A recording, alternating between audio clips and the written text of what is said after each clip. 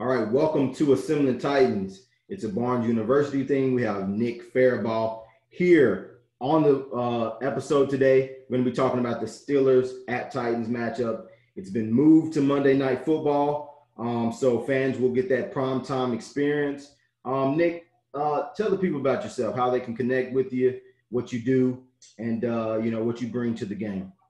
Yeah, so I'm a Steelers reporter and analyst, so I break down tape. I do go to these press conferences. I do all of that stuff. I try to give my readers as much context as they can through film, stats, analytics, and quotes. Obviously, basic coverage obviously does have to factor in there somewhere, but I try to give my readers that. So you can find my stuff if you want to read it, Pro Football Network. And Steelers Now for Steelers stuff, also on my Twitter feed at Farabaugh Football, FARABAUGHFB. And if you happen to be a Pitt fan, I do stuff over at Pittsburgh Sports Now as well. With Pitt and WPTS Sports, I broadcast some Pitt games there as well. Yes, and all of that, man. When I was looking at this guy's, resume, I know he has a lot more things, but what he does, man, this guy is a Swiss Army knife. He does a lot of things. Like I had to let him say all of that because it's so many things. I really respect what this man brings to the game. He has high level intelligence, football IQ, and I know he'll bring you guys excellent analysis on today's show. So what we want to do is we want to go through certain position groups for the Steelers, inform some of the Titans fans, what should we expect in this game? Who's the most productive players on the Steelers team? And with a very awkward, unconventional week, we're going to need to know as much as we can about this team. So I wanted to start with the tight ends because I know you recently released a article on the tight ends and how well they recently produced. Just tell me about how Ebron and McDonald have been able to, fit into this offense. Yeah, so, first 2 weeks, these guys, it's quiet as a mouse, really. They don't do much. So Ebron, we know, you guys know from him being with the Colts. He had that big 13-touchdown season in 2018, big-time red zone threat. We hadn't seen any of that. He was almost strictly a blocker. And if you know Eric Ebron, he's a willing blocker. He tries hard, but his hand usage, it's all over the place, and he gets beat easily. So he was not being productive, but he was taking it in stride. And Big Ben made it a point in the press conferences to say, we got to get the ball to Eric Ebron and Vance McDonald. And, as we saw in week 3 against the Texans, and this is where they really came into play, Eric Ebron the Texans just did not have an answer for him. He only had 5 catches for 57 yards. He should have had a lot more. Big Ben missed him on a wide-open RPO to open the game. He had 20 yards of green grass. It could have been a big play. They bit on it big time. But Ebron, so he's a chess piece. You look at this Steelers team and how they used him. So he caught a ball from 4 different alignments last week. One on the boundary, one flexed out, single 3-wide set. It was a bunch set on the other side. He was a single flex on the other side, ran a quick out route, defeated the cornerback, quick 3rd down. Steelers go down, score a touchdown on that drive. He obviously the inline spot, he does do that, even though he is not a productive blocker. He's at least a willing blocker, and that does mean you have to take that threat. He can block safeties and linebackers. That is something he can do. He's a good stock blocker. The Steelers used that very well last week. They use it off of play action. He'll feign stock blocking, take it vertically, corner route, whatever he does. He is very, very good at that. And then he obviously did catch another one out of that bunch set alignment. But he's also a decoy almost. They use him to really draw the attention of the secondary. Juju Smith-Schuster's walk-in touchdown last week, it was Ebron. It was Eric Ebron. It brought the linebacker over to Ebron. Ebron had been dicing them up to that point. Juju walks in. Also, touchdown on the red zone. They left him one-on-one on the outside, on the boundary. Eric Ebron's going to win. That's just a fade jump ball. That's a low-percentage ball. He's going to catch it every time. He's great at that. The 2 routes Eric Ebron will kill you at, the fade, the corner, and he's great at running those. He's a very good route runner, great athleticism for the position. we'll see how they attack him this week, especially because now Deontay Johnson is banged up. And, I mean, this is kind of why he had such a big role. Also, Derek Watt, the fullback, gets injured.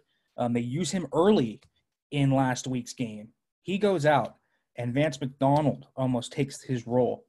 But instead of running a fullback seam, so they didn't run out of the I formation, what they did instead was McDonald was essentially an H-back and a move tight end type of player. And he would be essentially – they would ran a ton of counter tray last week. Counter, power. McDonald would actually be the puller. It'd be one of the guards, and it would either be DeCastro or Filer. And here comes Vance McDonald around the edge. They shoot out the two force edge defenders, and he was really good at that. Didn't pancake anyone, but he sure did hold his blockers. James Conner and Anthony McFarland had so many lanes to run through, got one-on-one opportunities, and those guys are going to break those tackles.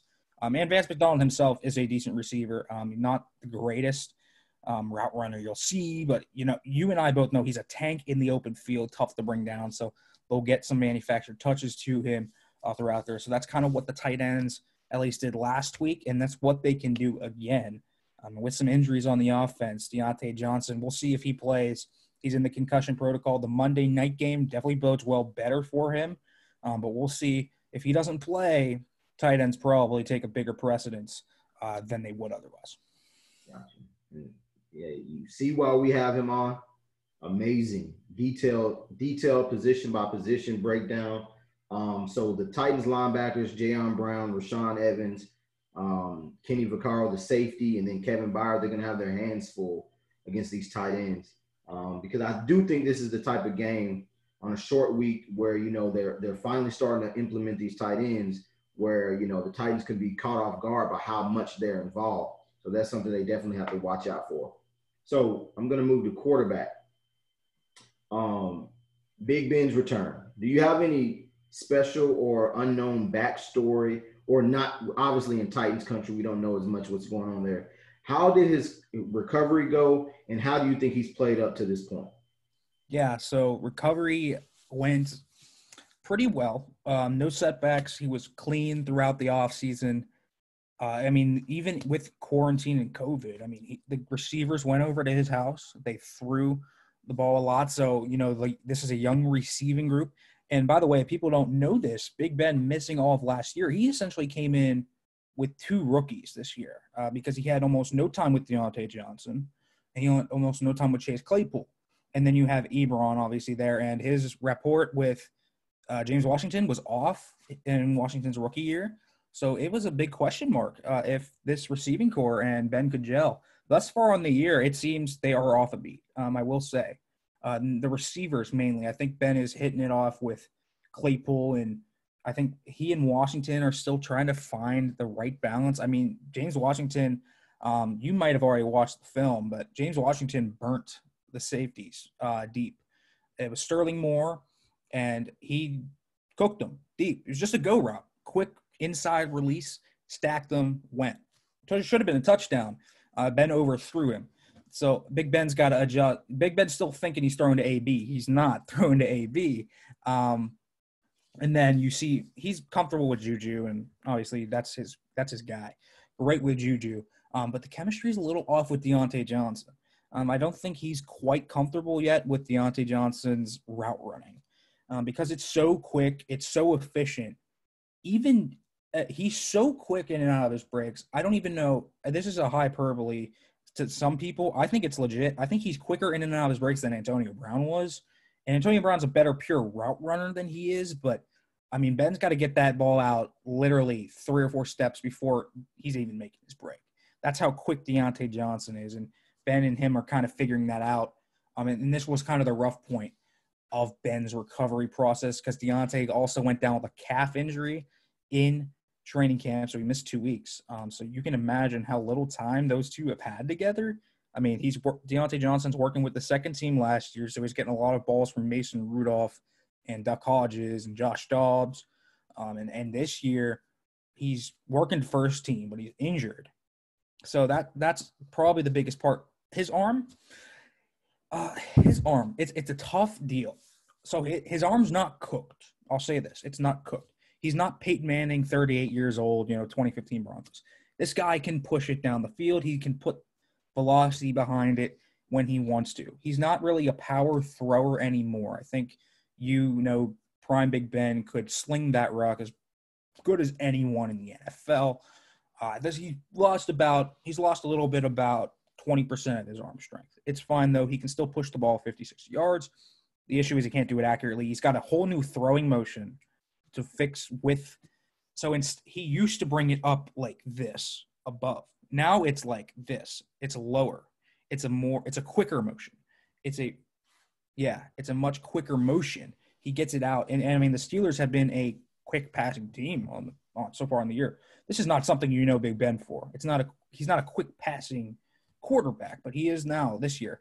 And in the metaphor I'll make, he's almost like a point guard. And instead of trying to throw the ball deep down the field and make the big play, he tries to create it and manage the game, become a distributor, a facilitator, just make the right reads, dissect the defense, and go with that. I mean, he tore the exact injury was he tore 3 tendons off his bone in his elbow, had to get them reattached. And you can imagine that's going to take a little bit off your arm. And it did a little bit, but he's still a good player. Just you're not going to see Big Ben be the Big Ben you expect him to be. He's a new Big Ben. He's a facilitator more than he is a creator. Although he can still escape the pocket, he'll run a little bit. He'll throw it on the move. He'll do that. He still has some capabilities of Big Ben. But this is a whole new quick throwing passing game that Big Ben really is manning right now. Right. It almost seems like it's a blessing in disguise because watching him over the years, he was always one of my favorite quarterbacks just to watch from afar.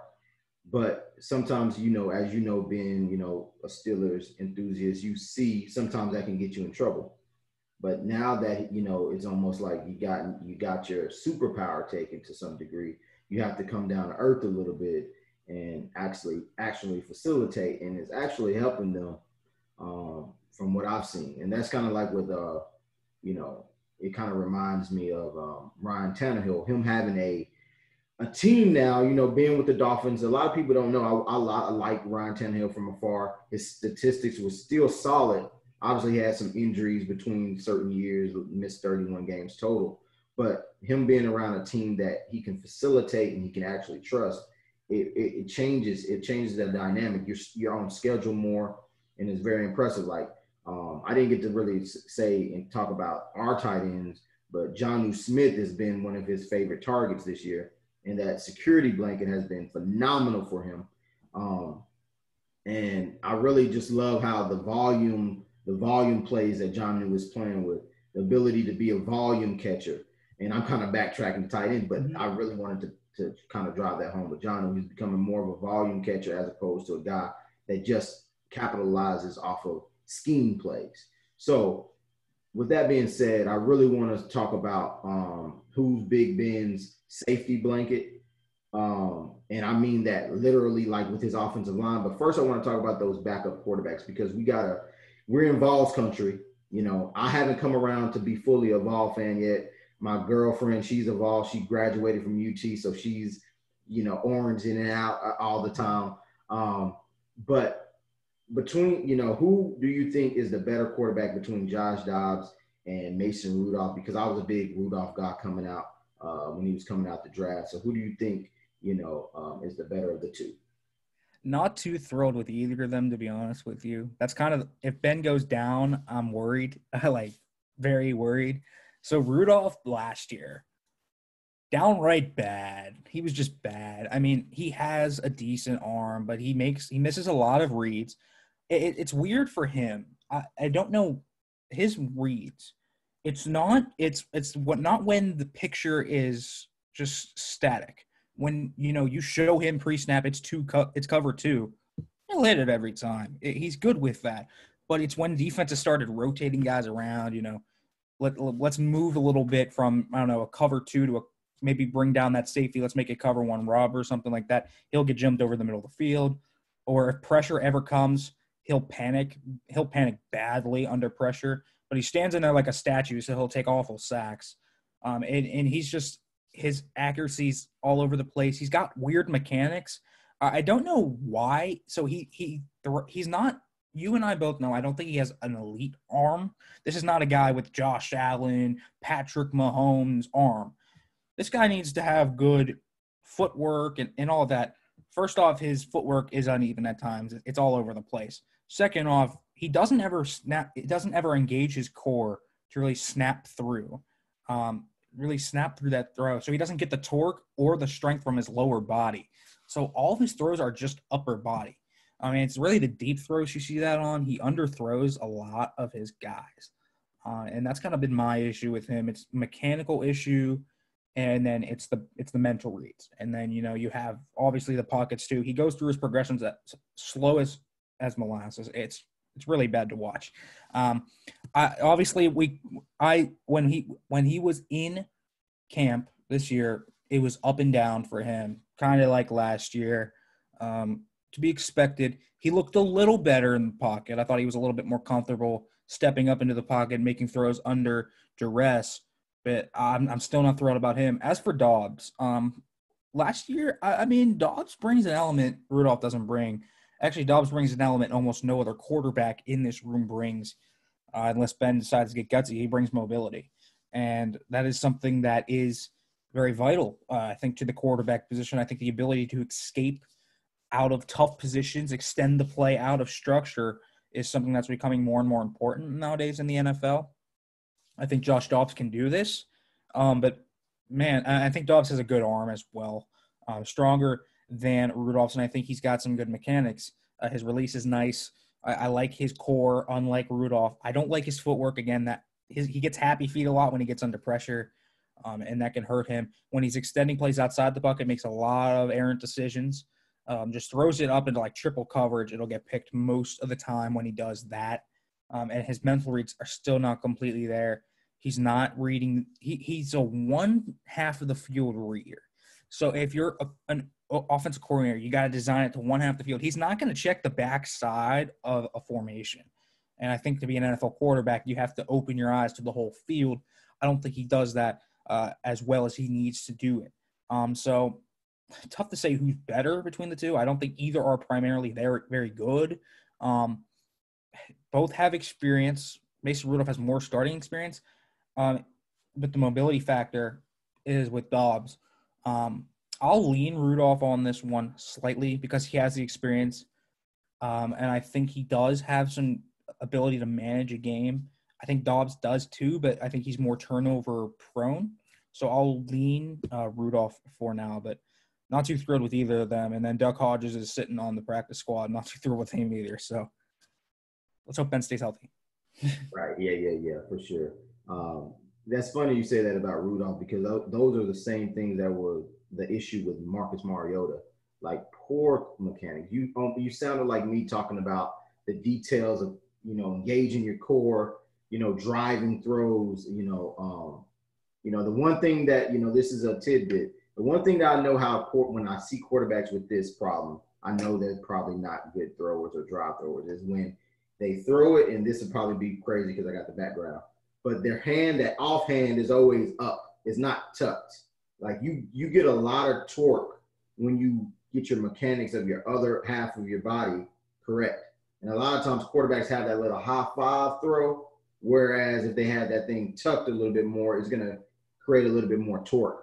But yeah, the things you said about Mason Rudolph, one of the things I saw on his tape was that his deep throw accuracy, or I would say maybe when he's in the midfield, right, 50-yard range accuracy, was pinpoint when he was in college at least. But the thing with him is he almost, how some quarterbacks trust, like Matthew Stafford, for example, he might trust the strength of his arm too much. Rudolph trusts the accuracy of his arm too much, and it's not what he thinks it is. And that's really what I saw when he played last year when I would catch Steelers games. But let's move on from that.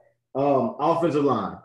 Chukwuma Okorie. You guys call them Chucks. I see you talk about them a lot. So let us know about that offensive line, how well they've been playing. I've been watching tape. They've been protecting the heck out of Ben. But just, let us know how, what we should expect from the offensive line.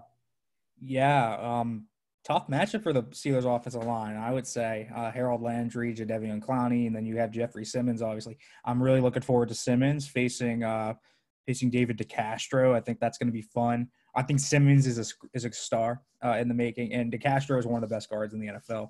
And he looked great coming back from his knee injury last week. David DeCastro is on his business.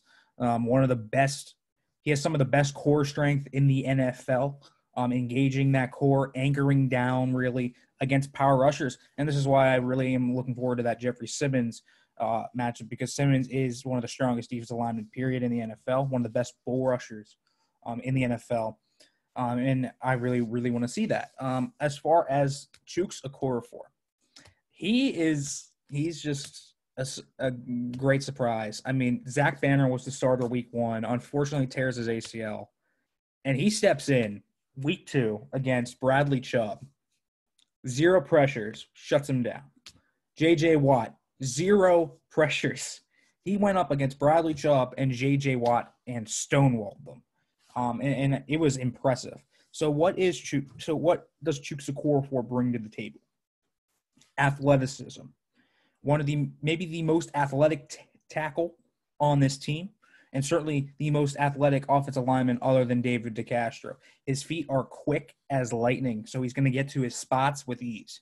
He's going to get a lot of depth in his drop if he needs to, and he knows how to maneuver his sets to specific situations. So if he's facing a guy with a lot of burst, like a Jadeveon Clowney, you can fly off the ball about as well as anyone in the NFL, he's going to maybe come up on a vertical set and come up on him. It can get the better of him sometimes. I will say the one weakness is he does lunge forward at times, so he overextends, and he can get caught napping to the inside. J.J. Watt got him on that about 1 or 2 times. And then I think Clowney and Landry might do it once or twice as well. But this guy has improved every season, came in very raw. The tools were all there. He's got great length, and he's got high mental IQ, so he's going to pass off these twists and stunts with ease. And he's not going to be a super physical football player, but he's technical with his hands. And this has been the point of contention. He's talked to us, the media, and he said, I worked on my hands, my hands. You can see it on tape. This guy's hands inside the shoulder pads, and he's driving through. Great blocking mechanics. I love how he engages through his hips and drives up through. And he gets a lot of movement and can clear out guys. He's got good grip strength, so he finishes the football play. And this is what I like about Chuks Okorafor. Very natural pass protector with his athletic ability. But again, it's the over. Sometimes he can panic if he gets against a guy that has the speed rush. He really doesn't need to. He's so athletic he could get the drops. But he does do that at times. So that is the one thing to look at. He does get overly aggressive at times, but he's a good football player. Outside of that in this offensive line, honestly, Alejandro Villanueva is the one that worries me. 31 years old, contract year. I expect him to be gone after this year on the Steelers. He's a mammoth man, first off. Absolutely huge, great length, but he's not nearly as nimble as he used to be. It's getting him caught. He's already been credited with 3 sacks on the season. Not great. Obviously, he's 6'8", so never plays with great pad level.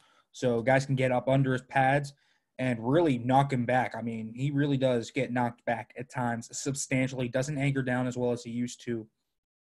But he also can do the opposite and throw you into the dirt on any given play. Got a great snatch trap move that really does bury some great defensive tackles and defensive linemen that he does face. Great move. It's one of the best in the NFL at the tackle position. He's the one to watch. Marquise Pouncey doing his thing still. Still a veteran presence on the offensive line. Nasty football player. Wants to kick you in the face. He's a physical football player. Sets the tone for this offensive line. The only concern with him is actually snapping the football.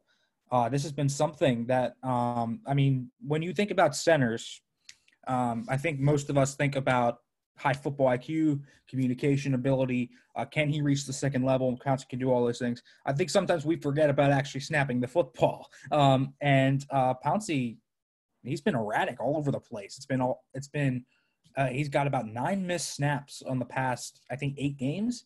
And he was all over the place to start this year too. Maybe at first we thought maybe it's Big Ben, his absence. Ben's taller than everyone else in the quarterback room.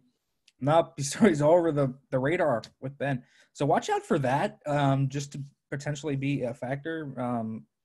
That's a weird weakness to have as a center, but it's a weakness for Pouncey, especially a veteran center, one that's a multiple-time All-Pro at that.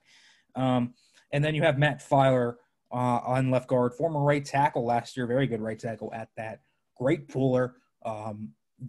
He's not a guy that's going to drive you into the ground, but he's a guy that's going to hold his ground. He's strong. He's very, very strong. So much so, his nickname is literally Anchor. They call him Anchor because he has such a great anchor, and he's so strong at the point of attack. So he'll drive you out of a gap, open up lanes. He won't throw you into the ground, but he will do that as well. So I really like this offensive line. They're suited well for a zone scheme, but they'll mix it up at times. I mean, last week they killed the Texans with a ton of gap stuff. So you'll see this is a multi-dimensional running scheme that the Steelers employ. And sometimes they'll throw the trickerations in. I mean, the pre-snap motion, Matt Canada came in. It's all new this year. So you'll see some end arounds. You'll see some jet motion, some orbit motion. Some things you might see on the Kansas City Chiefs. You might see in the Pittsburgh Steelers offense coming here. A lot of misdirection that they're trying to employ. But this offensive line is suited for a multi-dimensional scheme. I think they're slightly suited better for a zone scheme, but I think they can do both just well, as they showed last week. Right, for sure. And, yeah, that's interesting because, I mean, the Tennessee Titans have, as you mentioned, Jeffrey Simmons, one of the strongest defensive tackles in the league. Then you have the Joker, Jadeveon Clowney, that can be moved everywhere, like a piano down, 3, 4 odd, 7, 9 technique. And then they also send, guys from the defensive backfield and linebacker. So it's going to be interesting. But I know that just watching tape, you guys have been doing a really good job at protecting Big Ben. That's something that I've noticed. So moving on to the wide receivers first. James Washington has a very unique story. I don't know if it was last offseason or it was this offseason where he went, lived the country life or something like that. People are starting to call him country strong. So just tell us about the wide receiver core, but include, James Washington's backstory.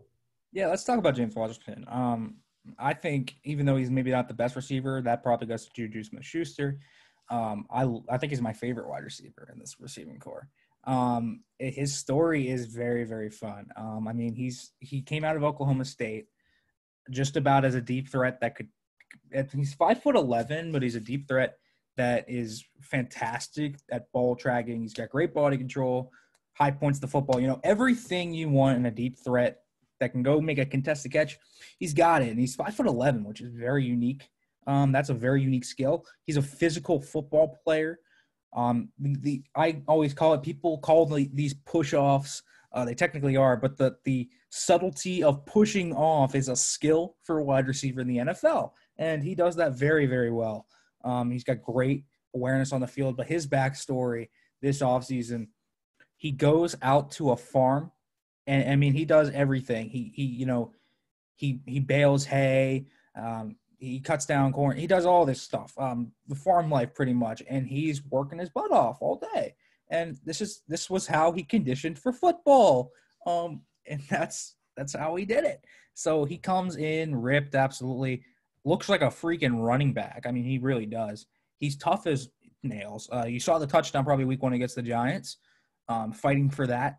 He's a very, very, very tough football player to bring down, makes all the tough catches. And he's got more burst than he's ever had before, too. He's faster than he's ever been. Should have had a deep touchdown last week. He's really good. I like James Washington. He's growing into a wide receiver, too, even in a stacked wide receiver room. I wouldn't be shocked to see him fend off Claypool for a little bit here because he is so much fun, becoming a much better route runner. What they're doing this year with him more. Last year, he was pretty much sent on a vertical plane. It was a lot of post, go, seam, all this stuff. They're not messing around with him anymore. It's a lot of out routes. It's slants. It's hitches. He's got a full NFL route tree. and they're moving him around the formation now. So James Washington growing into a full NFL wide receiver. I love to see it. This guy's a lot of fun, and he plays so tough. And by the way, he's a ferocious blocker, so don't be shocked if your cornerback ends up in the dirt on any given play. Juju Smith-Schuster, a lot of similar traits. Juju got ripped over the offseason too, actually added about 10 pounds of muscle, he said. He looks ripped. Mainly, he's taken about 90% of his snaps in the slot this year. So this is a big slot guy, and he is going to separate through physicality. The Steelers love to use picks to open up Juju Smith-Schuster. And Juju in the open field is a dangerous football player. Delivered a few nasty stiff arms thus far on the year. Had a great play last week where he tight-roped the sideline, reached out, got a first down. Steelers went on to score a touchdown that drive. He's really dependable. The stats aren't great for him right now. They don't need to be. He's the most dependable receiver on this team. He catches everything. He's a good route runner. Separates over the middle of the field through physicality. It feels like it's just a matter of time before Juju actually breaks the bank on the stat sheet. We'll see if it's this week, but definitely going to get involved as much as he can. Then you look at Deontay Johnson, and we talked a little bit about Deontay Johnson earlier, so I'll keep this relatively short. Efficient route runner, quickest guy on the team, one of the best guys after the catch in the NFL, period. If your team is not a good tackling team, you do not want to face Deontay Johnson. He can juke you out of your shoes. He's got great feet, great hips. I always say sudden feet, violent hips when you're route running. Great at that. And he gets a lot of separation at that. His arms, this is one of the things that a lot of people don't think about when they talk about receiver play. Your arms take you where you want to go. This guy pumps his arms about as well as anyone does, and he gets separation for it. He's great off the line with the releases, becoming better at defeating press. Obviously, he's the X receiver up on the line. Washington more of the Z, but he can play the X. This offense more so has interchangeable parts than designated positions. I should mention that. You can call Deontay an X. You can call Juju a slot. That's really the only thing. Juju is a slot, but other than that, Washington's a Z and an X. Claypool's an X and a Z. Deontay's an X and a Z. Don't get that twisted. They can all play up on the line, can play off it. It just depends on what the Steelers want to do schematically. And then you look at Chase Claypool, the rookie, the very much hyped-up rookie, had a big touchdown week 2 against the Broncos. It's tough to get a feel for him. He had a fantastic training camp. This guy was making catches over Joe Hayden. He was making catches over Minkah Fitzpatrick. I mean, he was toasting the best of the Steelers secondary and making them look foolish at times. He's great at contested catches, similar to James Washington, except he's actually tall this time. He's going to go up and high point the football. He's going to be a physical specimen. 4.42 at 6'4" is not fair. I don't think it's explosiveness off the line. It's build-up speed, but make no mistake, that build-up speed, when he gets going, he can fly. They use him underneath a little bit, so he's a bowling ball in the open field. He can break a few tackles, grind out yards as a physical receiver. Not a great route runner. He still has to grow in that area. We saw that last week a little bit after Deontay Johnson went down. Definitely wasn't getting a lot of separation. He's better used in spurts right now. If Deontay plays, expect him to be used in spurts. Expect more Washington than Claypool right now. But he's a big play threat, so he can make a big play at any time deep down the field. Big Ben trusts him too, and for good reason. And then I want to highlight Ray McCloud because he is the 5th wide receiver. And the Steelers actually used him a little bit last week. If Deontay Johnson doesn't go, expect Ray McCloud to get a little bit of tread. So he's the kick returner and the punt returner. If Deontay doesn't go, he's a kick returner regardless. But he's been this close to breaking one. Explosive athlete. I mean, right away, this guy turns the gear up to 100. He gets going in a heartbeat. If you're looking for an athletic football player, I don't know if you're going to find a better one than Ray McCloud. This wide receiver room is filled with physical talent. He's more of a gadget player than anything right now. So the jet sweeps I was talking about, the orbit motions, Ray McCloud on that. He's almost a hybrid running back wide receiver at times in this offense that the Steelers use him. They haven't given him a touch yet. I expect it's coming sooner rather than later catch some defenses off guard. And he's dangerous after the catch, can get going, big play threat if he does play. And I'll highlight, in case Deontay doesn't go, obviously I expect them to call up a receiver in that case. That receiver would probably be Deon Cain. So he's a bigger guy.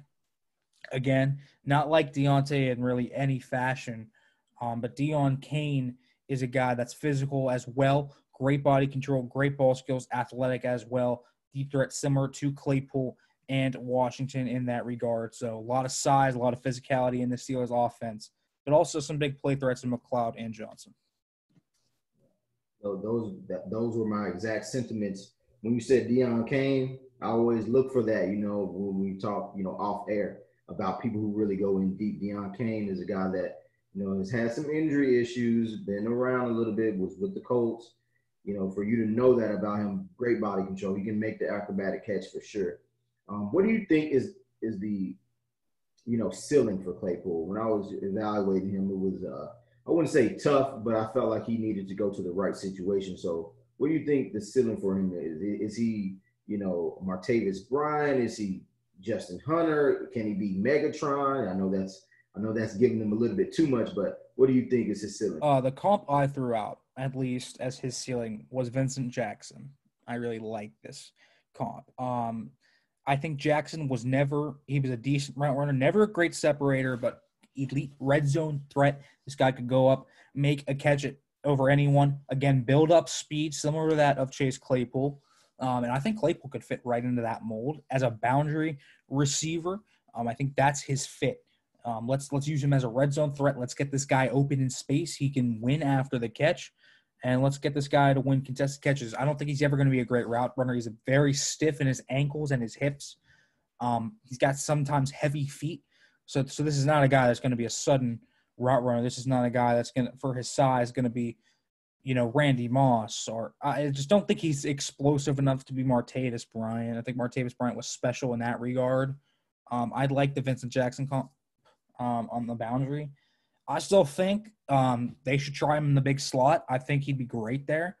People have thrown out, maybe if you move him to a pseudo tight end, big slot role, this guy could be Darren Waller.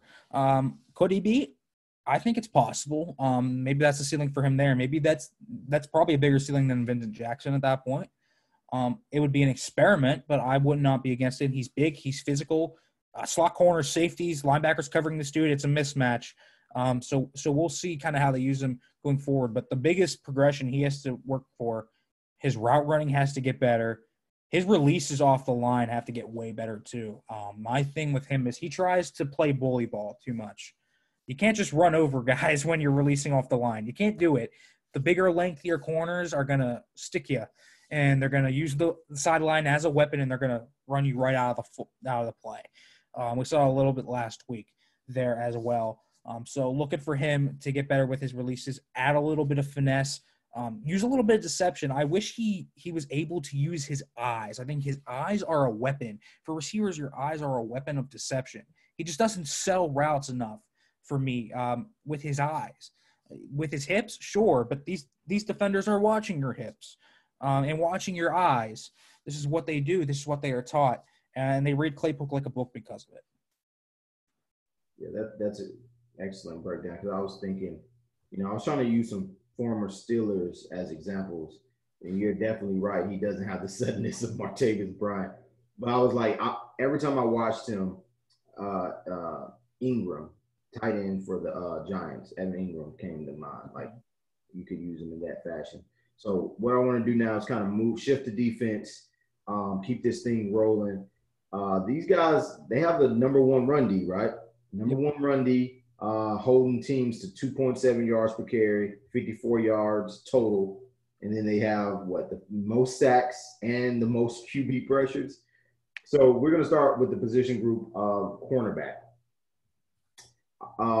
That's how where I kind of found you was the James Pierre. You started talking about him.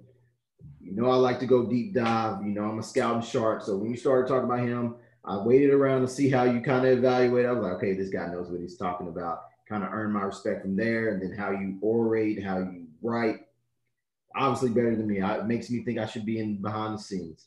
But What do you think about that cornerback crew? I know Hayden's there, lots of respect. PFF isn't giving him a lot in the run defense category, but how do you think that group, how strong they are, and versus these Titans receivers? Ooh, toughest position group to evaluate on the team right now is these cornerbacks. So they were fantastic last year. We all expected them to come out and not miss a beat this year. Yeah, that hasn't been the case. I don't know if you saw the first half of that Texans game. Deshaun Watson took this secondary and sliced it up about as well as anyone. Daniel Jones diced them up a few times. Jeff Driscoll diced up his secondary at times. Jeff Driscoll, come on. I mean, if listen, this team wants to be a top defense. I think they are, but you can't get diced up by Jeff Driscoll. It's just inexcusable. Some things are simple in football. There's not a lot that's simple, but that's simple. You can't get diced up by Jeff Driscoll.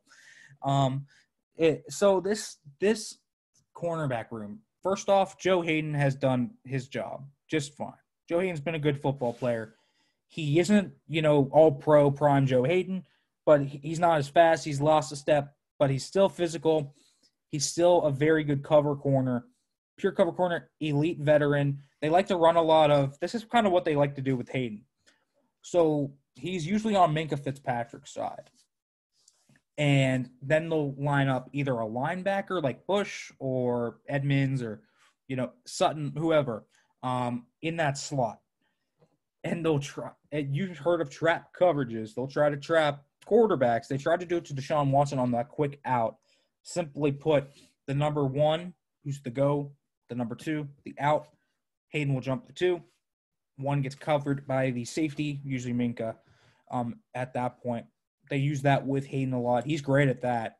He's gotten a few picks off that. He jumped Kyler last year on that play. And they expect a lot out of Joe Hayden. That week one touchdown against the Giants, that was match cover 3.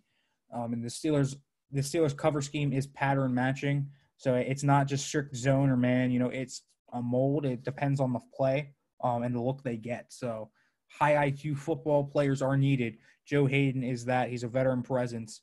He does his job very well. Maybe not the athlete he used to be. Still a good football player, though. Here comes the guy I'm concerned about, Steven Nelson. Was elite last year. Elite. Didn't give up a touchdown. I mean, you look at the top 10 categories, he was in the top 5 on almost everything last year. So far this year, 2 touchdowns given up. Will Fuller burnt him once last week near the end of the half. And this is a specific struggle for him. He can't find the ball when it's over the shoulder. He's just doesn't have the ball skills to do that. And this is a guy that's been a productive interception and pass breakup guy. He's gotten ball production before, but it's over the shoulder going back to Kansas City. That has been an issue for him his entire career. It got him there. And he got burnt by Darius Slayton in the end zone, really got caught off guard. I don't know what's going on with Steven Nelson, but the regression machine is hitting him big hard. And he just doesn't look like the same player. I would throw out strengths and weaknesses, but honestly, right now, it's tough to tell you what his strengths and weaknesses are because his weaknesses this year were his strengths last year. He's not being disciplined enough in coverage. He's getting bit on double moves. It's very, very odd. He's blowing coverages. It's very odd to watch Steven Nelson this year. It's a completely different football player. As for the slot guys, Mike Hilton looks great still. Not great. He's not elite in coverage. He's okay there. Can be burnt by slot guys. Randall Cobb got him last week on the big touchdown. But he is one of the feistiest slot corners in the NFL, leads the NFL in tackles for loss among defensive backs over the past 3 years. You see him all the time doing nickel blitzes. He'll come up, hit your quarterback. His burst, his explosiveness, his elite tackling ability. He's a great open field tackler. This is really what impresses me with Hilton. He's more of a line of scrimmage guy. Very, very rare to have a skill set like that in slot guy. The Steelers have it, though, and it definitely adds a lot to their defense and their pressure when you have to worry about little Mike Hilton coming off the edge and hitting your quarterback because he does it about 5 times a game, it feels like. Cam Sutton, this guy is your pure cover corner in the slot. Depending on what the Steelers will do, they'll play him more than Hilton or less than Hilton. They've obviously been bringing the heat, so it's been Hilton's show, really. Sutton, is a secret weapon in the Steelers room. You look at his statistics from last year, elite stuff. Could be a hidden gem for some team. His contract is expiring this year. We'll see if it's the Steelers or not. But he does everything. He's the dime backer. He's the slot corner. He's boundary. He's a safety. I mean, he does everything. So when they disguise coverages and they weaponize Minkah Fitzpatrick down to the middle of the field, the guy moving back is Cam Sutton. So that's his deal. High football IQ, great tackler, great discipline. Everything you want in a guy, he's got it. Maybe not an elite athlete by any means, but you're not going to see Cam Sutton be burnt. Justin Lane, this guy, we don't know much about Justin Lane. Even training camp, he was hurt.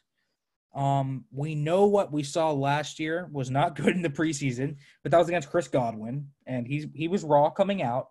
So, and that was his first action. So we'll give a pass for him. We'll give a pass for him on that. He was raw coming out, though. As I said, length, great. Physicality, great. Speed, great. Fluidity, not great. His hips are very, very tight. His transitions are bad. He's leggy. Former wide receiver, so you know this guy has ball skills for days. But he's not going to flip his hips well. He's not going to be able to recover on the speed turns, even with that great length and speed. So I'm slightly worried about him if he gets thrown into action by injuries, which can always happen. You never really know. But he is an issue. Great gunner, though, on special teams. He is a good tackler in the open field and loves to get involved in run defense. So the Steelers will, if they play him, love that part of Justin Lane's game. And then here's James Pierre making the team. Not only is he making the team, he's playing. He's playing on special teams, and he's done a really nice job on special teams. But I really like James Pierre a lot. Another boundary corner that the Steelers have. What he really brings to the Steelers is a guy with upside. Upside. I think you and I both know he's not a perfect prospect, but he can get pesky. He can get real pesky. He'll get physical with you. He'll get his hands on you. He's very, very sticky in man coverage at times. I think his discipline does need to work. He does get caught with his eyes in the backfield at times. Doesn't exactly mirror routes super well, but he knows his responsibility on a given play, and he usually does it. Needs to become a bit of a more consistent tackler, but he definitely tries in run defense. He'll come down the line, be a force-edge defender, and do well in that category. I really do like James Pierre there. This is a guy that really, if you look at what he brings to the table, I mean, he could be an undrafted free agent gem for the Pittsburgh Steelers down the line. Maybe not right now. Maybe you don't want to see him thrown in there yet, especially in a pattern match scheme. I think James Pierre is going to have to learn that. I think any rookie's going to have to learn that. Even Justin Lane's a second-year guy, is learning that still. But I like what James Pierre brings to the table, and I think he can be a playmaker and a real sticky man coverage corner for this team. And I think he certainly has the traits to be a good zone coverage corner. And he certainly had, from what we saw in our press conference with him after he made the team, he wouldn't say much at all. He was not very down to earth, wouldn't say much. All he would say to our questions, what are you improving on? I'm just focused in watching tape, and I'm working. He puts his head down and just works. Short, succinct answers, nothing. This guy is in the lab working to become a star. I'm really high on James Pierre moving forward. For sure. And yeah, just a disclaimer. I'm not saying the guy's going to be Deion Sanders, but it was just, as scouts, when you see a guy that's, undrafted free agent, and you see someone that kind of shares that eval, and you know how hard that you work, that's what makes this so amazing, sports so amazing. You can make connections that way. So yeah, shout out James Pierre. Hopefully, you're working, you're putting your head down, and you're working. We'll see you crack into that starting role in the next 2 or 3 years. Who knows? So let's move on to the safeties. I've heard you talk about Terrell Edmonds and how much he may be a liability, may or may not be a liability on that Steelers defense. I don't know. But just talk about how, Minkah and he have done so far this year. Edmonds is a tough one. The fan base hates this guy. I mean, they think he's awful.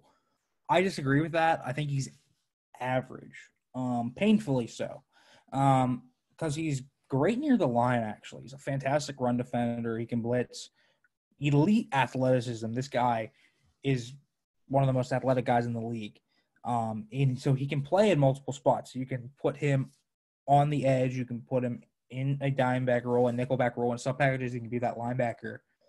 But it's tough with him. He's just bad in coverage. I mean, he's just bad. And this is the thing. I mean, he's a good tackler. He's athletic. He's in position. Like, he's actually in position. He's great with discipline. He's fluid. The issue, the guy can't find the football. He just can't. So he'll get a lot of DPIs and holding calls, or a guy will moss him because he can't find the football on a should-be interception. That's the thing with Terrell Edmunds, man. He blew a few coverages against the Broncos. Usually he's good about that. The Steelers like to use him in a lot of different spots because of his athleticism. So they'll roll him around, and he's got decent instincts. The issue is you just can't find the football. So if you target him, it's probably going to be a good play. Just saying. So watch out. He's the weak link of this defense right now for sure. But he's a third-year player with a lot of theoretical upside. We'll see if he hits on that soon. Minka, I like Minka. Of course, we all should like Minka. Been quiet so far on the year, but it's not his fault. Teams are literally they're literally scared of Minka Fitzpatrick. Like, the Steelers actively rolled Minka Fitzpatrick down into the middle of the field, and Deshaun Watson actively avoided the middle of the field in the second half, trying to push the football down the field or just dump it off, and the Steelers were swarming to the football. He literally changed the game last week. Minka Fitzpatrick's impact will not be shown in the stat sheet, but he's a baller, a ball hawk, great football player. Can do almost anything. Can play boundary corner, slot corner, free safety. Not so sure about strong safety because he's not an elite tackler by any means. He does have a few missed tackles on the year, but he's a pure coverage guy, especially in the Steelers scheme, which is a split coverage scheme. So they need elite cover safeties. He fits in like a glove. Great football player. Outside of that, the safety room, it's a room. Sean Davis here. Sean Davis is here. Hasn't got much snaps yet. He was cut from Washington, but they brought him on. He has experience in the scheme. He's athletic. He's a decent backup. I like him in that backup free safety role. Not a great ball skills, not elite instincts, but he's able to range over and make plays and really help guys over the top. And so that's nice. He's also a great tackler. So if you're going to be that last defender, that free safety, you need to be a good tackler a lot, and he does do that. But yeah, man, he's not starter material. Jordan Dangerfield is almost strictly a special teams player at this point. Pretty much a glorified linebacker at that. Great run defender. Great run defender. I mean, he sheds blocks of linemen. This guy is a safety doing this, but he doesn't play much on defense at all. Just not a good coverage guy at all, especially man coverage, especially in the Steelers match scheme. If he gets locked up against Corey Davis, Jonnu Smith, yeah, it's a game over. But don't expect him to play. He's a good special teamer. He's usually the up back, and he's on kick coverage, and that's kind of where he is. He's the special teams captain for a reason. We don't see him on defense. So that's kind of the safety room. I would talk about Marcus Allen, but he's out, probably with plantar fasciitis. He's a safety linebacker hybrid this year. Very intriguing. Would have been a cool story to talk about, but we're not going to see him this year. This game. We will see him hopefully again this year. But other than that, deep on the depth chart, there's not much there. John Battle from LSU is on the practice squad. I don't expect them to elevate him for any reason unless he's there for special teams. He's okay. He didn't really stand out much in training camp. He was just kind of there. Didn't get beaten much, which is good news. But he's not doing much there. Okay athleticism, a little bit tight-hipped, but he's got enough good instincts, and he's a decent tackler. So that's kind of his thing, but probably expect the four safeties this week to be Dangerfield, Davis, and then the starters Edmunds and Fitzpatrick. And then you could throw in Hilton and Sutton in here too, because they do roll back to that deep third safety in the cover three schemes. All right. So it seems to me Terrell Edmunds and Steven Nelson, they're hanging around each other a little bit too much. It's rubbing off on each other. Yeah, I mean, they get this is the Texans. They attacked that side of the field for a reason. They did attack it for a reason, and Edmonds and Nelson are kind of the weak points. Hopefully, they step up their game. That's the weak point of the Steelers' defense right now. Yeah. Yeah. Now I'm gonna combine these last two, linebacker and defensive lineman, edge, or really it's kind of slash three positions. If you could just kind of the starters maybe, and then maybe one guy that is a special team standout. I know Vince Williams really big. Coming out in 2013, I was really big on him out of FSU. I'm glad that he's prospering because I caught a lot of flack for getting on his bandwagon. And then Tyson Alu seems to be blossoming. I think he's like the number one rated defensive lineman, interior defensive lineman, according to PFF. And then Cameron Hayward is obviously being Cameron Hayward. And then we got Watt and Dupree just absolutely beasting it with the pressures. And then I think TJ Watt is like the number one rated PFF defender. So it all shows on tape. And I think that's going to be the biggest problem for the Titans come Monday night. But I'm going to let you elaborate. Yeah. So let's start out the linebackers, the inside linebackers specifically. Vince Williams. Oh, man. He's been here for so long at this point. He's the heart and soul of this defense, the communicator, the most vocal member of a physical defense that tries to knock your teeth in. And he'll do it too. Elite run defender. I think he's the best blitz off-ball linebacker, that blitzer in the NFL. Elite at doing that. Elite. He'll run over linebackers. He can sometimes even get reps off the edge. Sometimes they will do that, and he's really good at that. That's where your Tennessee defense really thrive. The run defending, he slips off blocks, stacks and sheds really well, scrapes very well. And I think he's a better athlete than people actually give him credit for. Not a great athlete, but he's a decent athlete. He's not like a liability out there. We're not talking about Josie Jewell here. Just because he's on my mind from the Broncos game. We're not talking about, or if you want to look down further down the Steelers depth chart, Robert Spillane. If you're not talking about him. But we are talking about a good player. Decent in coverage. He's not great. He can have good reps. They did attack him last week. For some reason, he got on Brandon Cooks. I don't know how that happened, but Vince Williams should not be on Brandon Cooks. The Broncos cooked him when he was on Melvin Gordon. He was actually in good position. Driscoll just threw a dime.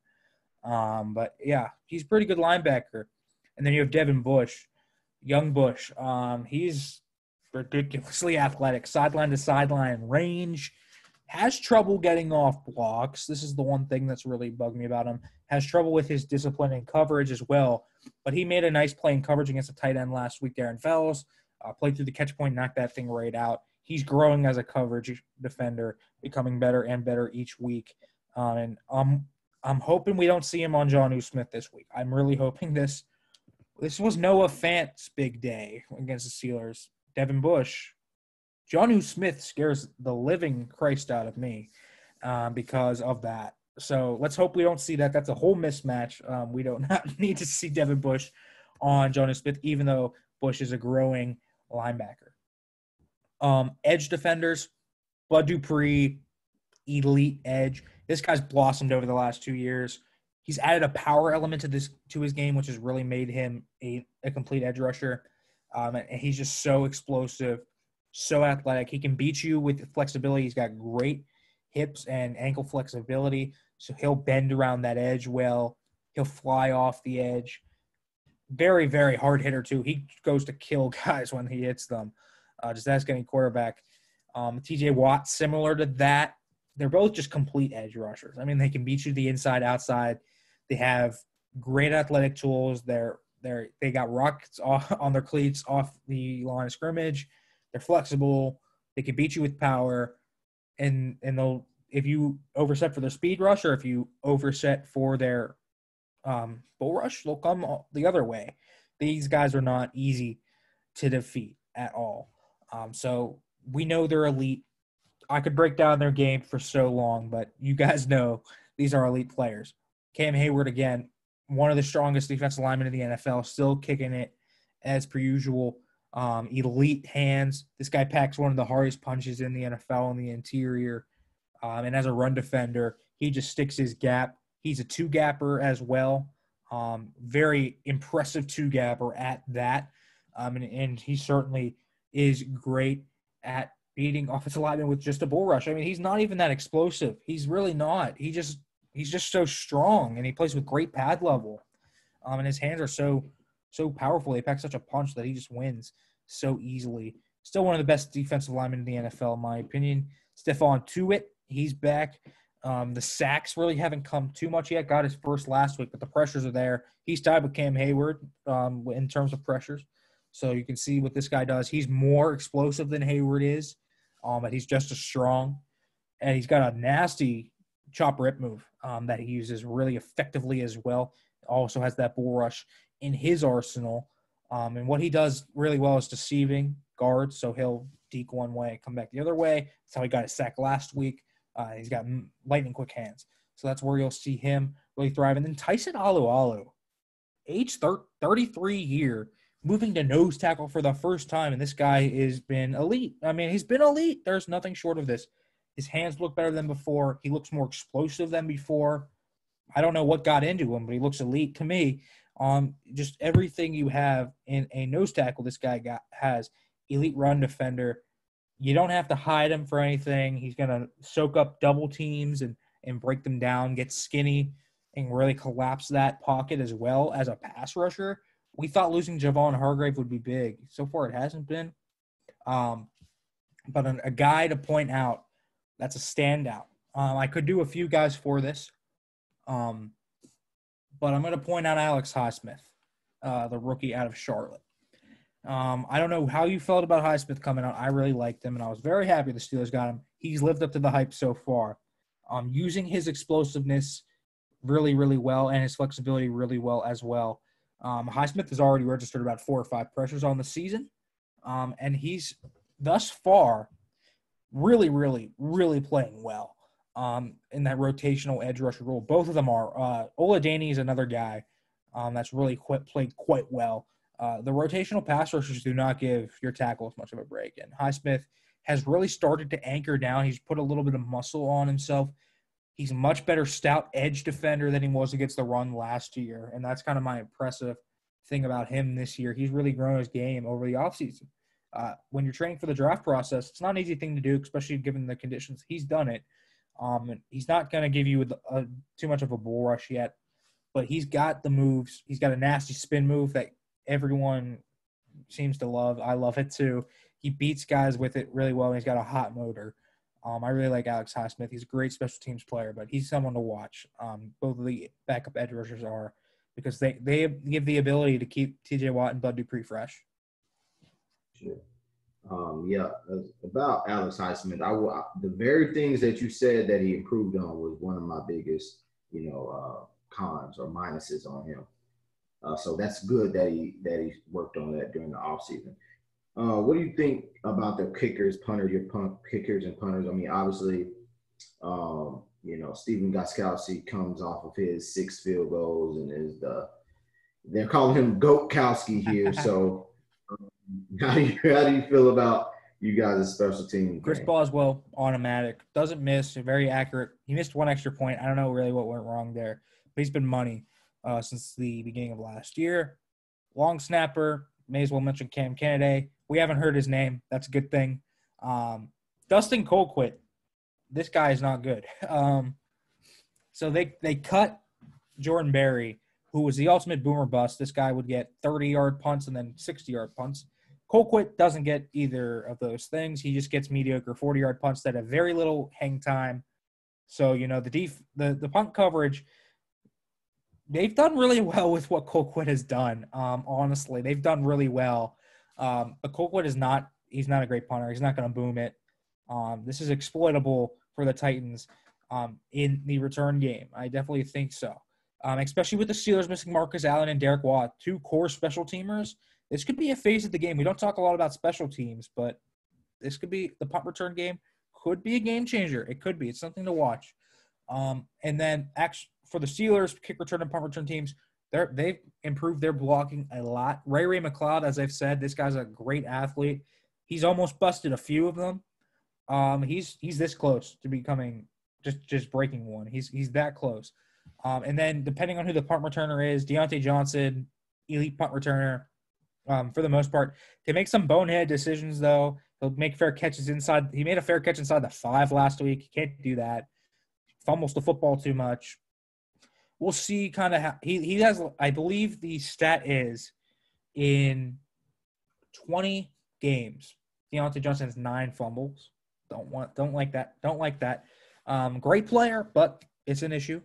But if Raymond McLeod's back there, he looked great as usual. Again, almost broke a few. He's creative. He'll break tackles as you get your shoes. So I would expect McLeod back there. I think he showcased that, and he can break one. So we'll see. But, actually one of the concerns of this game is that punt return unit missing punt coverage unit, missing Watt, missing Allen, and then with Colquitt's mediocre punts, I am worried a little bit. So we should be looking for a bit of field – where it's always a field position game, but especially in this matchup. So with that's good insight there. So to close, I'm gonna end it with a few questions, personal questions. But then before we get to that point, I want to talk about how you think the game will go. What do you think are the key points for the Steelers to win, and how much do you think that the Steelers beating 0-9 combined? Well, winless teams. All your wins are versus you've beaten 0-3. They're 0-3 combined, all of them. So do you think, how much credence is that? Are the Steelers a good team, or are they a team like with the Titans? Their combined records is 1-8 over 3 games, their opponents. Where I feel like we've barely won by game-winning field goals from our kicker, and we have a lot of holes. Run defense is one of them. Offensively, we start slow, but we can obviously come back because we have a great running back. We have a good quarterback. I think Ryan Tannehill is highly underrated. So what do you think is the Steelers' synopsis as far as why you think teams or people are talking about them not being as impressive because they've beaten winless teams?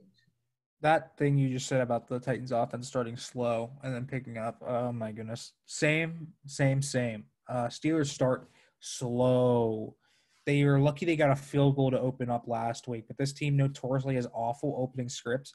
We didn't really get to mention the coaching. Randy Fichtner, as the Steelers offensive coordinator, has a lot of questionable play calls. He's using Jalen Samuels, the 4th running back, over Connor on 3rd and 1, or use anyone but Jalen Samuels. This guy's a receiver, not a running back. Really, he makes some questionable play calls. I thought he called his best game of the year last week, but he does have questionable play calls. A lot of things. The biggest thing that's a pet peeve from me is 2nd and long. When the Steelers get into 2nd and long situations, he'll run the football, and I don't like that. He gets conservative. The Steelers do get out to a hot start, so teams can creep back in. I can't tell you exactly how this game is going to start, but that's something to watch as well. But you're talking about why they aren't talking about the Steelers as a top team. I think there's definite doubts here. I think it's more so.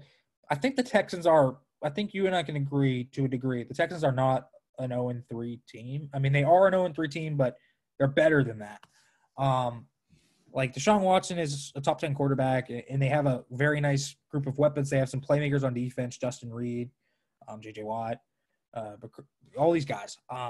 So they're not a bad team, and I think the Steelers beating them definitely gave me a lot more confidence, especially in the way they did it, going down early at the half, giving them 21 points, giving up no points in the second half. The offense really rallying back. I really like that. It showed resilience.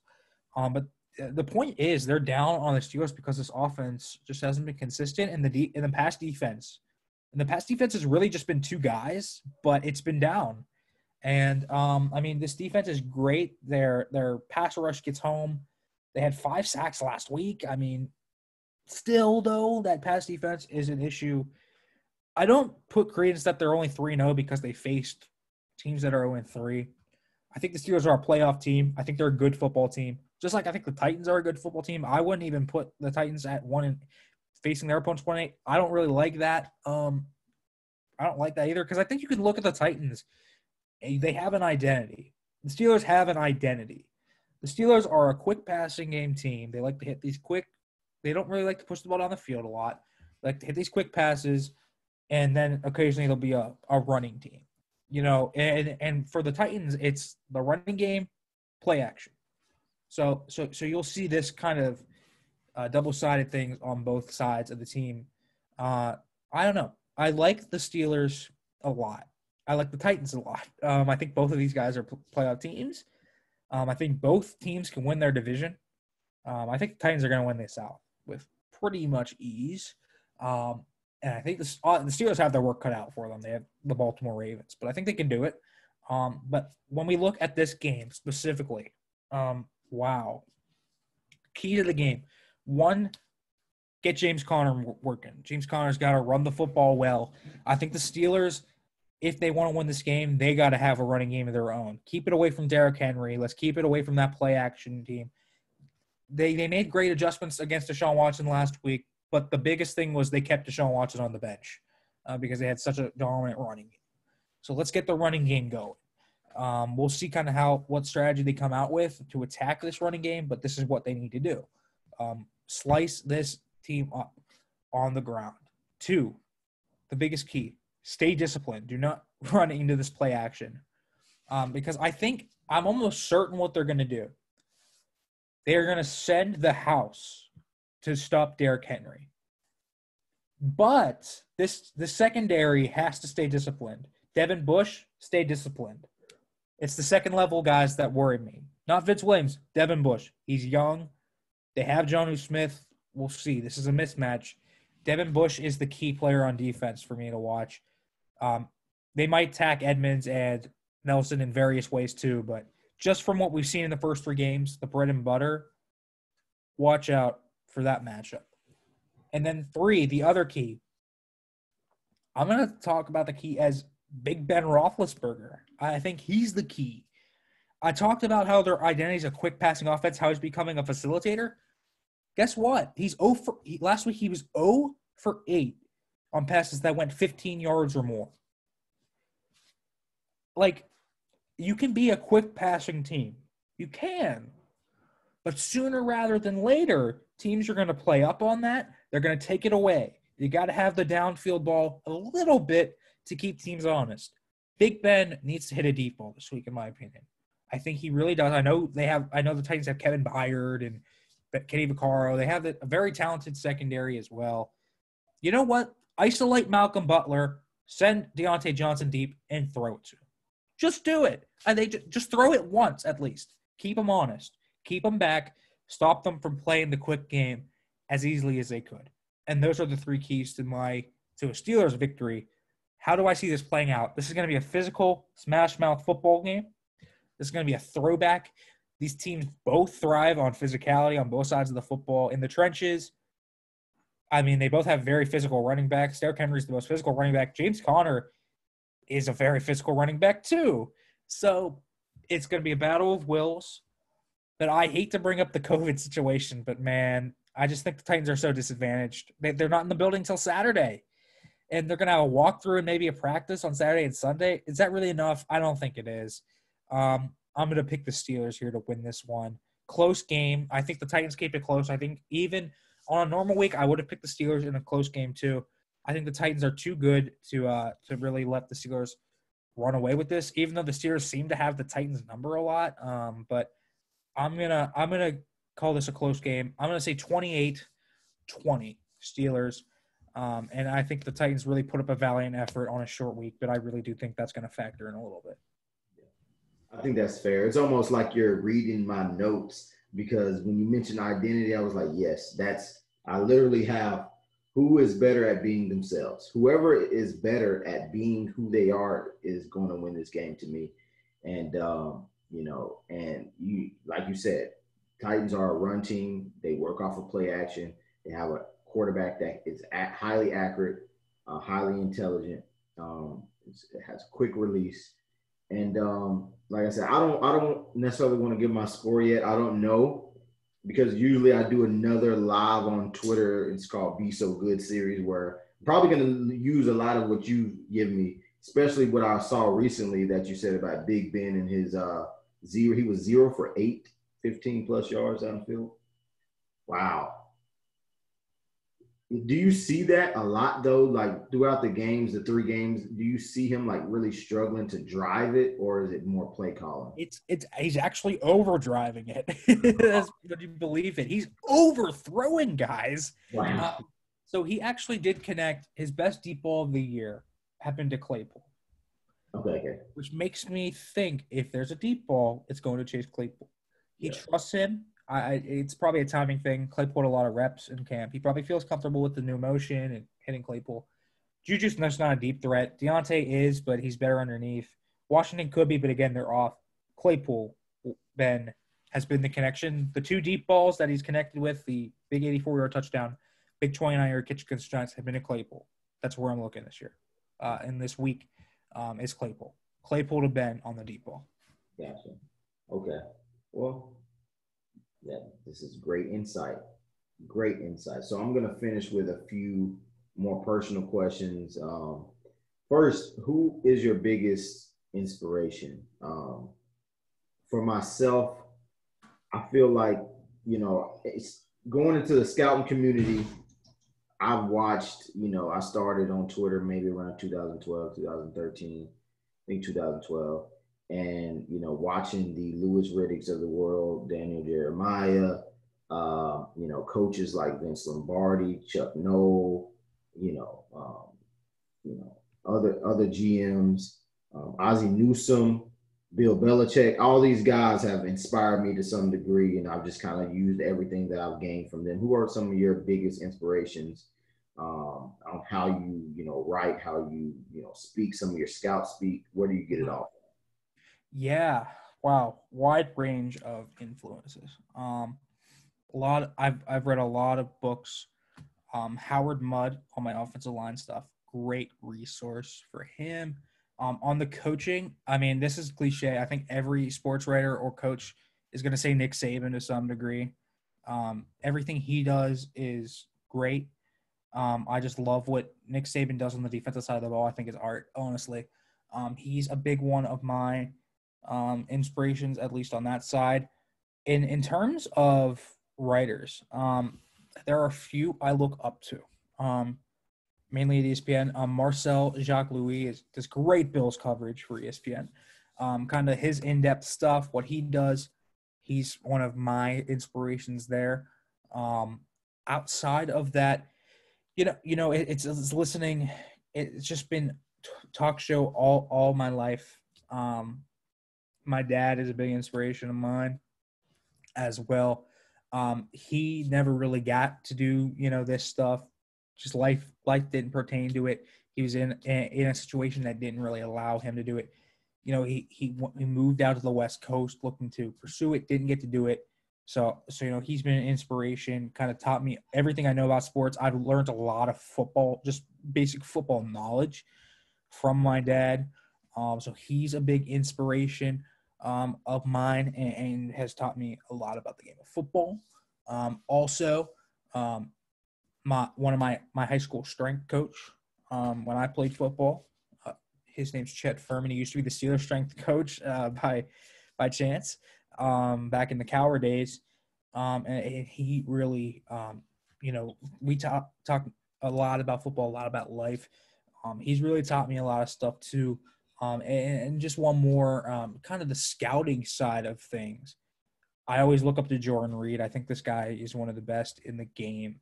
He just has such a practical approach to seeing the fit and what he can project to the NFL. He's so good at doing that and kind of learning everything and learning more and more about the game. So those are a few of my inspirations. It's a wide range of guys that I've really been inspired by. Jordan Reed does a good job, man. I've watched him for a long time too. It's just I describe him as just like clean. It's clean. It's easily digestible, and I'm a real big guy, and it might be to my detriment on accuracy and accountability. I'm that guy that will find receipts and do stuff to that nature. But, how you present it, your verbiage, your word choice, and just using traditional scout speak so that people understand it better. He's definitely one of the best on that platform. But yeah, like all those guys, it's funny because I just thought about it. Chuck Noll used to be the Steelers coach, and I don't know how much you know about him. You're from Pittsburgh, right? I am. I'm right from Pittsburgh. I just love Chuck Noll. I don't know why. I seen a documentary one time. I was like, I like this guy for some reason, but I really just like his demeanor. I love that. I love like even his life story, like in terms of Mays were his time to his family, and he wrote the book. I got the book in there. Life's work, and I just I don't know. I really like Chuck Noll. But second question was, what are some of your, I don't know if you keep up with it, but what are some of your hits and misses in the draft process? I'll start with mine. My biggest one was, I don't know if you remember him, Ryan Swope. He was a receiver out of Texas A&M, missed on him. Gerard Evans, quarterback, Virginia Tech, missed on him. More recently, what's been nagging me a lot is, I don't know, JJ Arcega-Whiteside, like, what is going on? Yeah, I kind of liked him too. That was one of my misses. But yeah, and then some of my biggest hits is mainly ones that I remember that kind of got me into the game. Most people know the story when I was like, in high school, Chris Johnson, seeing him play and nobody knowing him until he runs the 4.24, and then now he's blowing up. One of my biggest hits. Russell Wilson had a first round grade on him. More recently, not that hard, Christian McCaffrey, Kenny Galladay, guys like that. But, I don't really, my hits are my hits, but I always live with my misses. My misses teach me so much. But where are some of yours? Who misses? The unfortunate one, Hakeem Butler was a big miss for me. I liked Hakeem Butler a lot. He was just such a unique receiver, but it just didn't translate. The drops and separation concerns were real. Conversely, in that class, DK Metcalf was a top 10 player on my board. So that's a hit. I think a lot of people like DK Metcalf, but I mean, among the national media, he was very, very much vilified. So I will brag about that as a hit to a degree. Another miss. Unfortunately, I did like Josh Rosen. I still feel like he hasn't gotten the fair shake, but at this point, is he ever gonna get one? I don't think so. So I'm not thinking about that. One of my hits actually is a Tennessee Titan. I loved Kevin Byard. Loved him coming out. I touted him the whole way. Byard was a big hit of mine. Other hits and other misses. I'm trying to think here. A big miss for me at least. And this one will forever haunt me. I did not, and I mean, I just did not see Quinnen Williams doing what he's doing right now. He was my number one player, and he's far underperformed Nick Bosa, everyone in that top 10. And I hope he gets it on track. It's a little early to call him a miss yet, but he's certainly not looking like a number one overall player on the board type of guy. That's going to haunt me for a while. Another big hit I had, Nick Needham out of UTEP. He's a cornerback 4 right now in the Dolphins, but when he steps in, he's solid. I was the only guy even touting that name. I had him in my top 100. I feel vindicated for that one. Other big hits I've had, Chauncey Gardner-Johnson's a big one. I love that guy coming out. Another one that I really missed on, unfortunately, I really liked Ronald Jones. This was like my very first season scouting, and Jones just really enamored me. He made these flashy plays. As a new scout, you get caught up a lot too much in the flash instead of the game. And there's a lot to learn there. So that's probably to this day. I think Ronald Jones, I had him as my running back 2. I had him over Darius Geis is another miss. Just the circumstances. I think this guy is still a great football player, but the injuries and then, this past through the off-field stuff caught up to him, unfortunately. But, yeah, I had Ronald Jones running back 2, and that's over Nick Chubb, which is just not good. Chubb was my running back 4. I still really love Nick Chubb, but, he's not better. He's not worse than Ronald Jones. So, yeah, that's my biggest miss probably of all time, Rosen. That class was rough for me. At least I had Lamar Jackson as a top 10 player, so that'll be my hit. We share those Buccaneers players, Ronald Jones and Josh Rosen. I mean, yeah, I thought so too, man. It's a weird start to his career. Hopefully somebody gives him a chance. Hopefully. But yeah, the Texas Tesla, he got me too. I don't know what happened. He kind of gained weight, kind of got slower. I knew that he would be a off and on player just due to how he played the game. Like, another missing element is, like, some people don't know necessarily how to project injury. Like, there's certain types of injury. There's random injury, right? There's random, bad luck, whatever. But the way players play can tell you a lot about their projection to the next level. And I just felt like he'd be that type of runner where he hasn't really had that many injuries, but his weight and his flexibility has just changed. He looked so, like you said, electrifying. I don't know what happened really, but yeah, I don't know what happened there. I don't know if you would call it a miss, Sony Michel. His knees are just gone. He's a totally different player from what he was at Georgia. I don't know how you could have projected that. This is not the same guy we watched come out of Georgia. At all. I mean, when I watched him coming out, I was like, okay, he has some burst, good contact balance. I don't like running backs who fumble. He fumbled a little bit too much for me. And then when he got to the Patriots, I'm like, okay, Belichick's going to fix this fumbling, so he's going to be all right. But then he became more of like a power guy. I'm like, wow, you went from more of like, I thought he'd be like a spot duty 10 carry guy that's going to get some speed carries. And then now, like with the Patriots, he's like a 20-plus carry guy that can like run over people if you want to. Not like super physical, but he can pack a punch. So yeah, it's interesting how some players transform. It makes me want to watch tape now. But I found myself that I love doing stuff like this, game planning for games. Finding mid-season pickups more than watching college tape, which I probably should get on that. But I really enjoy like the game planning process. But to close, what are some of your goals? Like, where do you want to go with this? Are the Steelers your dream job? Do you want to be a scout? Do you want to be a writer? What are some of your goals? Yeah. Weird take. I want to kind of be a broadcaster more than anything. I want to call games, man. I want to call games. I have a lot of fun doing that. I'm exploring that side more and more as I go on and learning more and more about that side as time goes on. It's kind of my dream job at this point. I'm looking at the broadcast side of things, maybe TV analyst, stuff like that. That's kind of what my dream job is. That's my goal, to craft out a role there. In terms of writing, I would love to keep writing in some capacity. But again, I'm on that broadcast side of things. That's where I'm going. I haven't completely rolled out an idea that I might coach in the future. Or I don't think the scout life isn't for me. It seems very I'm cool with being a Twitter scout is what I'll say. It seems a lot of long hours on the road. You don't get paid too much time away from people you care about from me. But you know what? I got my ideas. It's broadcasting. It's writing on the side. It's all this stuff. That's kind of where I want to go. All right. So you want to be like, what Louis Riddick is doing now, and Tony Romo.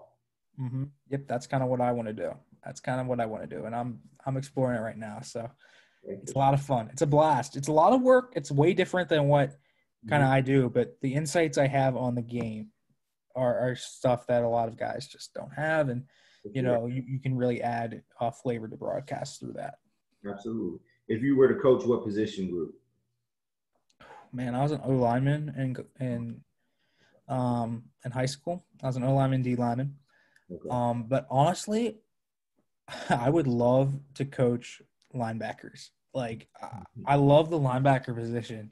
Right. Something about it's just so much fun because it's a position that asks you to be about as physical as any other position, but also has a certain amount of finesse because you got to be good in coverage. Yeah. So there's so much that goes into being a linebacker, so much processing, how to read your keys, kind of. These guys are the one guys that don't know what's coming at them, and they know they can be attacked on any play if they miss their read. Something about that, just the kind of two different styles of linebacker play. I don't know, something I love about it, and I have a blast watching linebackers all the time too. For sure. All right, so just to close, for those that will, watch this, and the football connoisseurs, they'll watch all of it. Just reiterate how people can connect with you, and then we'll close. Yeah, so you can find me on Twitter at FarabaghFB, FARABAUGHFB. You can read my Steelers stuff over at Steelers Now and Pro Football Network. Also do some draft stuff over at Pro Football Network. If you want to read any draft stuff, 2 articles for draft a week, 2 Steelers a week over there. If you want to listen to the broadcast, I work WPTS I do pit games. That's not just football. I do basketball. I do softball. I do volleyball. I do everything on that. And then I also have my own podcast where I break down Steelers tape every week and then break down the opponent's tape. So we'll have an episode for the Titans coming out probably Friday. And it will break down, games from the Texans-Steelers game, and then we'll break down some Titans tape too. So if you want to check out a little bit more football junkie stuff, check it out. Okay. All right. Well, thanks, Nick. It's been awesome. We got to do this again, maybe, in the future, maybe 2 different teams. It doesn't have to be Titans, Steelers. Really enjoy your insight, from, I don't know your age. I'm not going to ask it, but it's very impressive. I'm always a student of the game, trying to learn from everybody. And you are certainly someone that I definitely want to link with, and definitely, pick each other's brains in the future. So thanks for being on. We're going to, upload this soon for the people, and hopefully they digest it and love it. Yeah, thank you. Thank you for having me on. It was a great pleasure. Right. See you next time. All right, see you next time.